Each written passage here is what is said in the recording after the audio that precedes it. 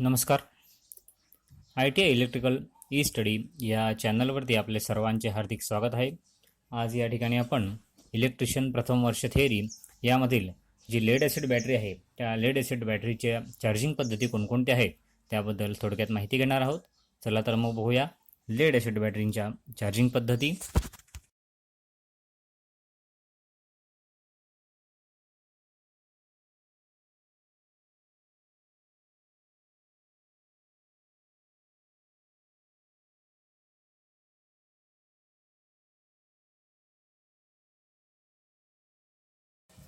आता आपण जी secondary sale आहे तो म्हणजे लेड ॲसिड बॅटरी, त्या लेड ॲसिड बॅटरीची जी चार्जिंग आहे त्याबद्दल थोडक्यात माहिती घेऊया.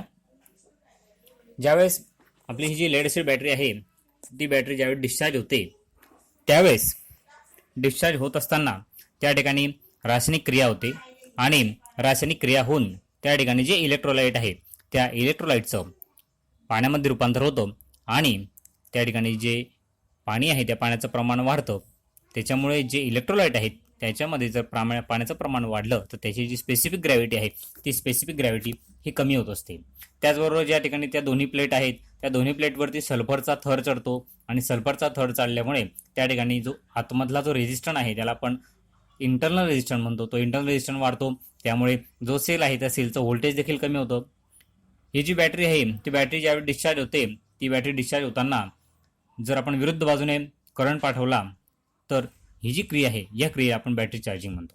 बॅटरीच्या पद्धतीने डिस्चार्ज होते तर त्याच्या विरुद्ध बाजूने म्हणजे ज्या पद्धतीने आपण जर बॅटरीकडून रासायनिक ऊर्जेचं रूपांतर DC विद्युत ऊर्जेमध्ये करतो त्याच पद्धतीने जर आपण बॅटरीला बाहेरून जर आपण DC विद्युत ऊर्जा दिली, जर बाहेरून आपण करंट पाठवला तर ही बॅटरी चार्जिंग होत असते. ही जी क्रिया आहे या क्रियेला आपण बॅटरी चार्जिंग पद्धत असं म्हणतो. ही जी बॅटरी चार्जिंग आहे त्या बॅटरी चार्जिंगच्या पद्धती कोणकोणत्या आहेत ते आपण बघणार आहोत.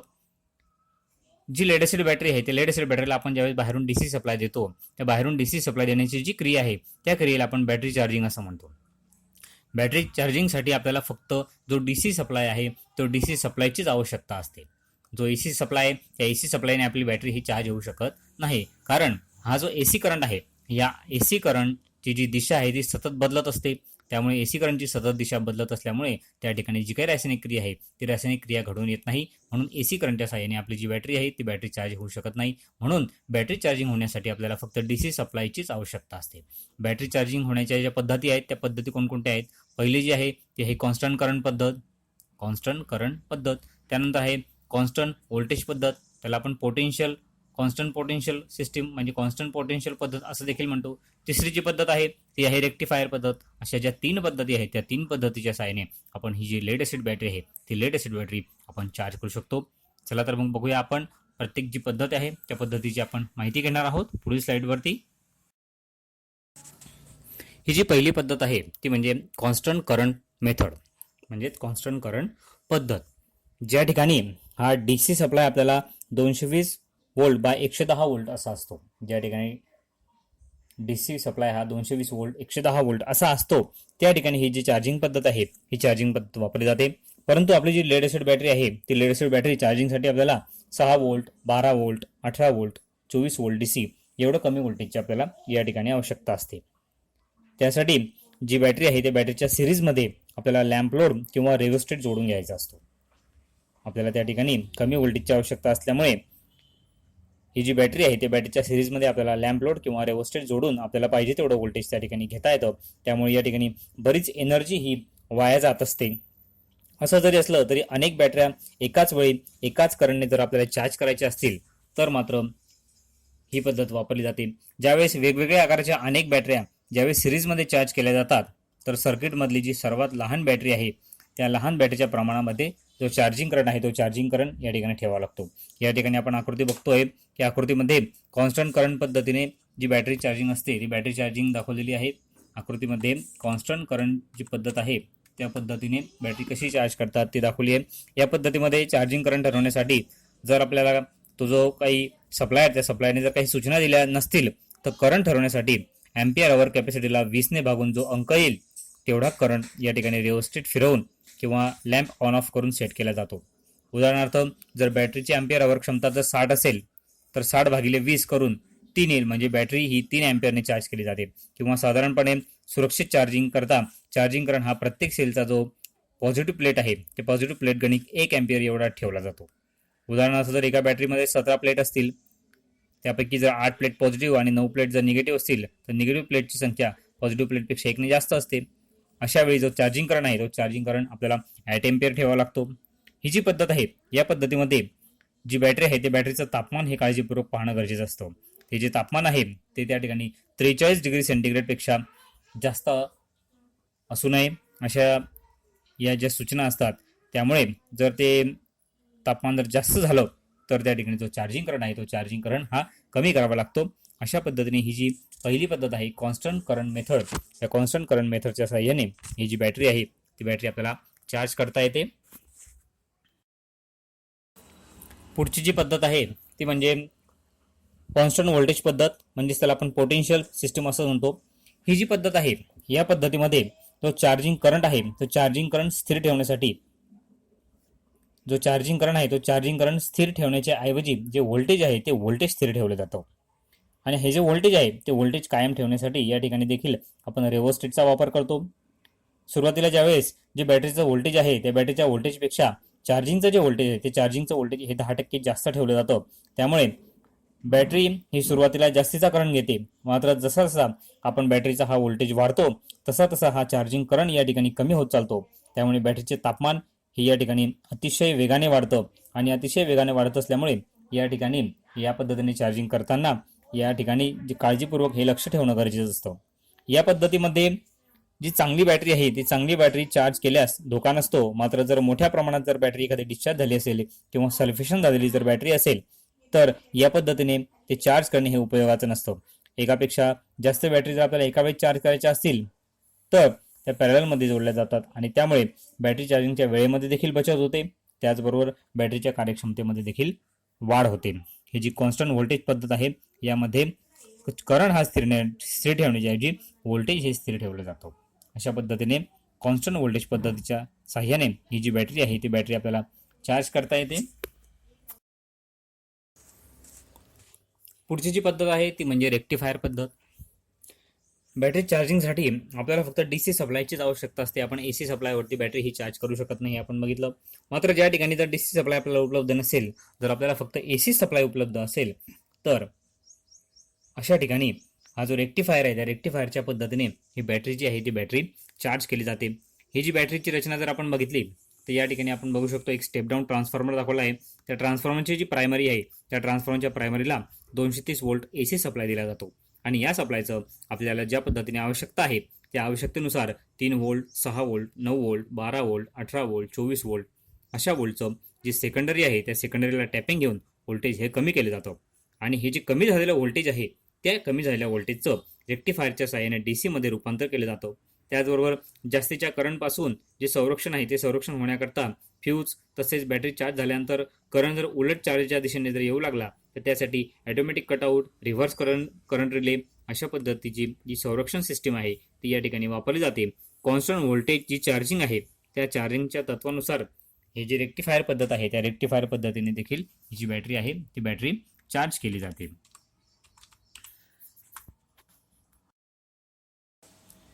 आता आपण बघूया ट्रिकल चार्ज म्हणजे काय. ज्यावेळेस लेड एसिड बॅटरी आहे ती लेड एसिड बॅटरी तिच्या पूर्ण चार्जिंग करंटच्या 2 ते 3% दराने चार्ज केली जाते.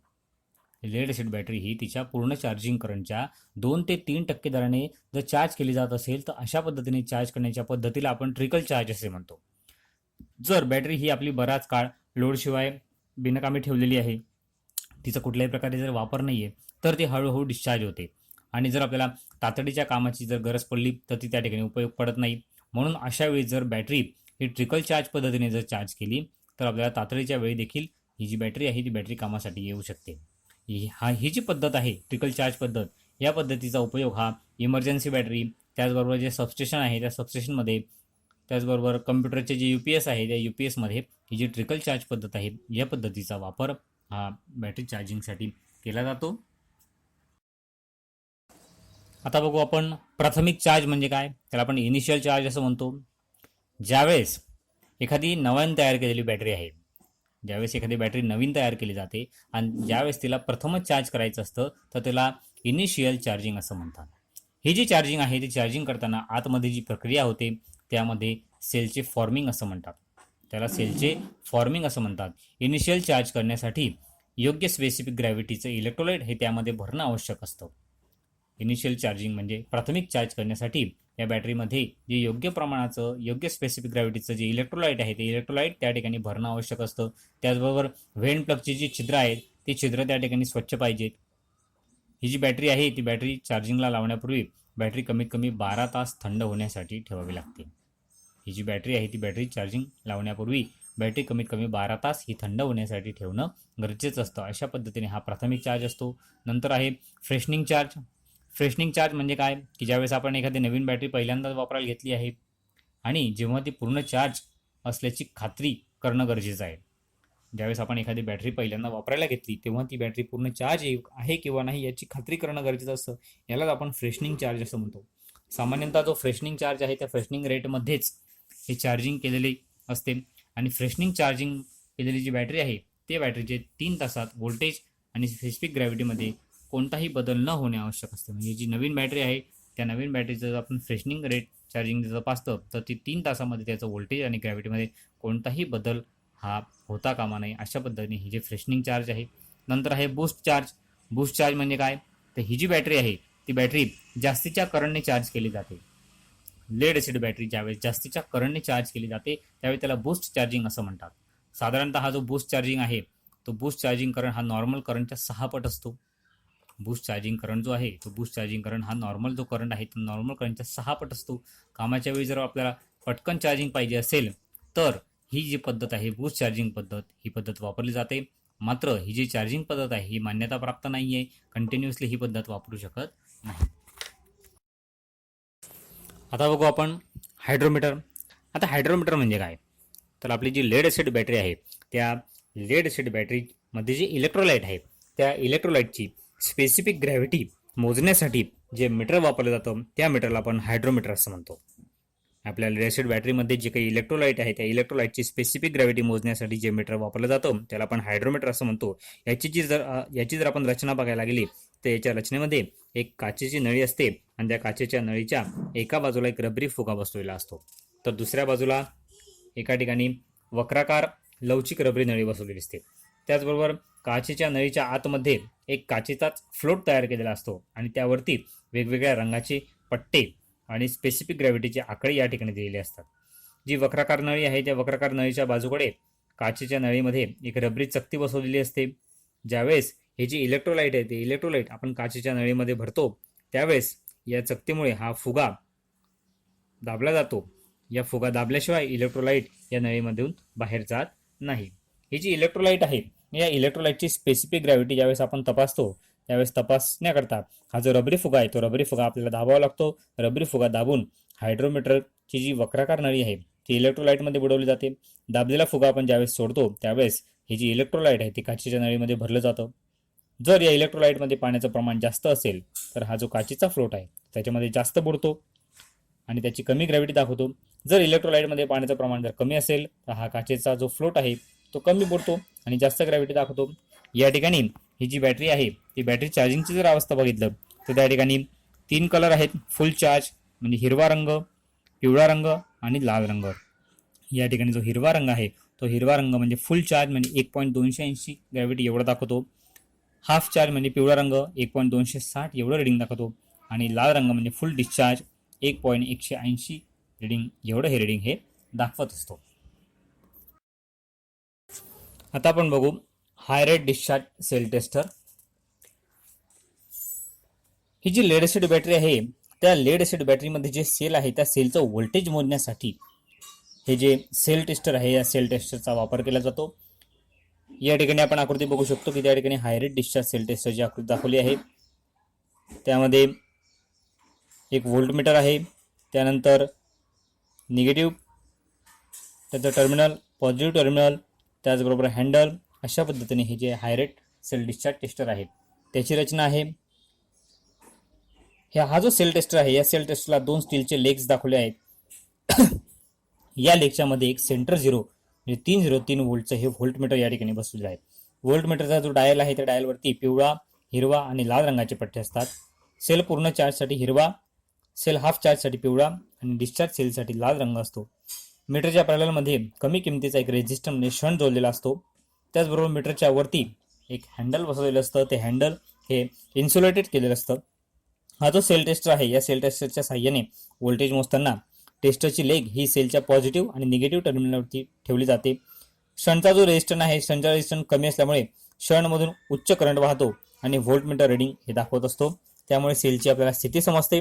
अशा प्रकारे हा जो सेल आहे या सेलचं व्होल्टेज तपासताना सेल टेस्टर हा 10 सेकंदापेक्षा जास्त वेळ आपल्याला ठेवता येत नाही. जर 10 सेकंदपेक्षा आपण जर जास्त वेळ ठेवला तर जी बॅटरी आहे ती बॅटरी एकतर डिस्चार्ज होते किंवा शॉर्ट होत असते. अशा पद्धतीने ही जी बॅटरी चार्जिंग आहे त्या बॅटरी चार्जिंगच्या पद्धती, त्याचबरोबर हायड्रोमीटर आणि डिस्चार्ज सेल टेस्टरची रचना असते.